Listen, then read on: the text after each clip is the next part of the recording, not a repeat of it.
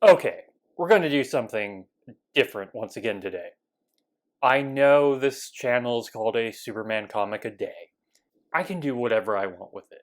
And today I kind of want to talk about the Bat family, and specifically some history about the Bat family in relation to a certain comic that's been published for the past month.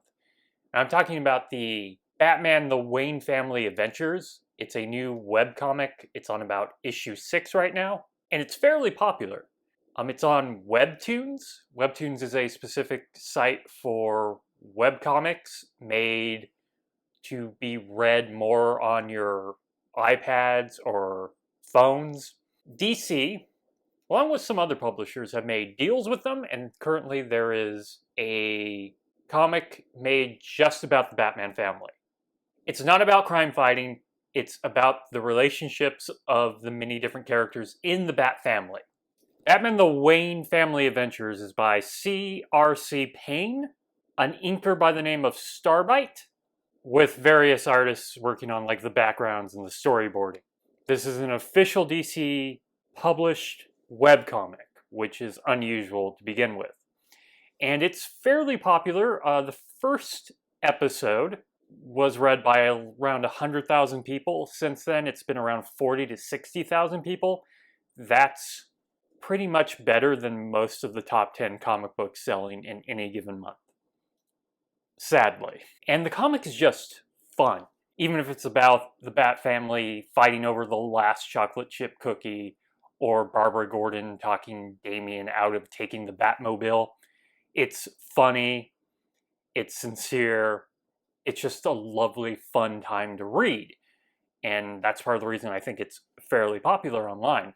I mean, before I even read the first issue, both my Twitter and Tumblr were full of panels from the series, which made me want to read it even more. But why do I find this kind of fascinating to specifically break out of talking about a Superman comic a day and describing it? Well, yesterday, I was fully prepared to talk about the next issue of Superman when I was reminded of this series and read episode 6. And while I was doing my daily chores, I was thinking about comic book history and a bunch of other things. I monologue a lot inside my head. It's possibly not healthy. And I was thinking of Batman in the 60s, and specifically how the Bat family was viewed at that time versus now. And it made me wonder what exactly had changed. So we're going to talk a little bit about comic history. I'm not going to be muscling in on the Comic Historian's channel or Comics Explains, but I do love talking about kind of the background history of these characters, and for some reason it's locked into my head, just oodles of information that's pretty much useless to me. So might as well just talk about it here. And it will actually bring us back to Superman. Now, comics weren't doing very well coming out of the 50s. They weren't really doing well in the 40s, specifically superhero comics. They weren't doing very well after World War II. They started to stabilize, and then, for those who already know this, a book called Seduction of the Innocence came out in the 50s. There was hearings on comics, which eventually led to the Comics Code Authority, which had a lot of ridiculous rules, and it really hurt comics and certain comic book publishers. Superhero comics weren't doing well going into the 60s, which is what we call the Silver Age. The Silver Age ends up kind of turning it around as we get the Marvel characters showing up, but specifically new versions of characters that had existed before that are more science fiction based. And then the 70s come around and things become exponentially better. But specifically in the 60s I want to talk about. Superman in the 50s was run by an editor by the name of Mort Weisinger. Mort Weisinger is going to get his own video. He is fun to talk about, a horrible person to know. There is no good Mort Weisinger story. There is no good Mort Weisinger story. But he ran Superman. He was the editor of the Superman books for most of the 50s. Under his leadership, Superman was still popular and growing in popularity throughout the 50s, while most of the other comics had a downturn. And mostly this was from really big fantastical stories, which Superman is a great superhero to be in the middle of fantastical stories, but also the introduction of the Superman family. And by Superman family, I mean Supergirl, Krypto the Superdog, Streaky the Supercat, Beppo the Super Chimp, a character we're never going to see again, because I was at a panel with Jeff Johns probably over a decade ago where he actually said he drew the line at Beppo the Super Chimp. People love to reference him. Beppo seems to be like the mascot of several different food products in the DC universe, if you're paying attention to the backgrounds or what characters are eating, but he's never going to show up again. I'm going to be very surprised if he ever shows up again. And Comet the Super Horse, a man who gets turned into a horse that Supergirl rides. Oh, and in at least 2 separate occasions turns back into a man and has a romantic story with Supergirl and Lois Lane. Comet the Super Horse is a weird thing. And these characters were fairly popular and really helped the Superman books grow. Eventually, when we get to the 80s, that changes, and most of the writers think making characters who have the same power sets as Superman makes Superman less special. This will be a huge conversation once we actually get to those eras. I don't quite agree, but it's what happens. So why do I bring this up in relation to Batman? Well, we get to the 60s with Batman, and Batman's doing fantastical stories, which arguably he's not a character who works in that kind of scenario. He is a dark, pulpy detective character. And though his comics were never quite that at the beginning, the first couple are kind of dark. But they tonally start turning into something that looks more like the 60s show than fans really would like to admit. But he's going to like other planets, he's fighting dinosaurs, he meets the Batman of Zur-En-Arrh. It's a very interesting era for Batman. And it's seen that Batman isn't actually doing well. So much so that DC wants to replace him in Detective Comics, and they're thinking about canceling the Batman comic. Which is really weird because if you look at sales at that time, Batman was still in the top 10. He was probably selling about half of what Superman was selling. And remember, Batman is nowhere near as big as Superman is for about half of their creative life. Your family would probably know who Superman is. Your family's not going to know who Batman is in the early 60s. So seeing how well the Superman family is working for the Superman books, they decided to introduce a Bat family. So we already have Robin.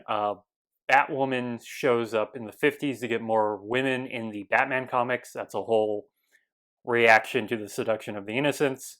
We get Ace the Bat Hound. And if anything, I just need people to know who Ace the Bat Hound is. He's going to be appearing in the DC Super Pets movie. And I can't tell you how many times I hear stories about people going as Batman to a costume party with their dog, dressing them up like Robin or a vampire because there's no dog costume that fits with that.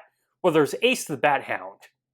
I just need people to know that there's Ace the Bat Hound, a German Shepherd given to Bruce Wayne by a friend who can somehow put on a cowl whenever he sees the bat signal by himself. It's actually a pretty impressive dog. Bat mites around a lot during this time, and eventually you get Batgirl, but that's more in relation to the TV show. So they introduce the Bat family, and everything's good, right? It helps sales. Well, no, it actually kind of hurt sales. People didn't like the Batman family. It just didn't work for what they were going for. And Batman probably would have been canceled. I've always kind of questioned that story. He was doing fine in the sales if it wasn't for the 60s Batman show. And the 60s Batman show, though a tongue-in-cheek version of Batman that was fairly silly and satirical, is what makes Batman a household name. Batman essentially becoming one of the most popular superheroes in the world all really starts with Batmania with the Adam West show, which lasts only 2 seasons, saves the Batman comic, but because it only lasts 2 seasons, it burns real quickly. It's thought of as more of a fad. And Batman in the time in the 60s, because of the Comics Code Authority, wasn't really using a lot of his recurring villains. Two-Face is seen as too monstrous for that era. Catwoman's too sexy. A bunch of the recurring villains are gone. But they show up on the Batman TV show. And that's what's a lot of fun about the Batman TV show, which then leads to them coming back in the comic. So once the show is over, the comic has kind of a downturn, but then we get to the 70s, which we call the Bronze Age. And this is where the fans who grew up with comics finally really become the writers. And you start getting the characters more defined in the way we think of them today. So Denny O'Neil and Neil Adams take over Batman, and they make him a solo crime fighter, and they make it kind of dark, sort of dark, darker than he had been. They let Dick Grayson age so he can go to college and basically be gone.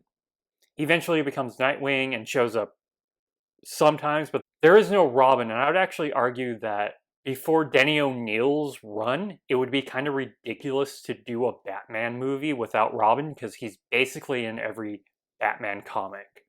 He's introduced 10 issues into DC Comics, like even before the Batman comic starts, and even if he's not in every story, if Batman comics had 4 stories, he would at least be in 1, if not all of them.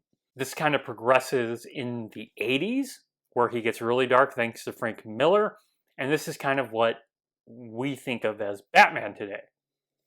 And pretty much anything seen as fun or light becomes kind of sacrilege to a whole group of fans. This is why no one really watched Batman the Brave and the Bold. I loved Batman the Brave and the Bold, but I couldn't get a lot of people to watch it because they go, that's not Batman.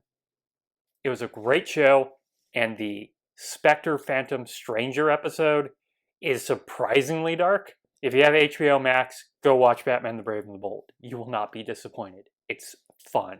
And fun being kind of important here because Batman becomes less fun over the years.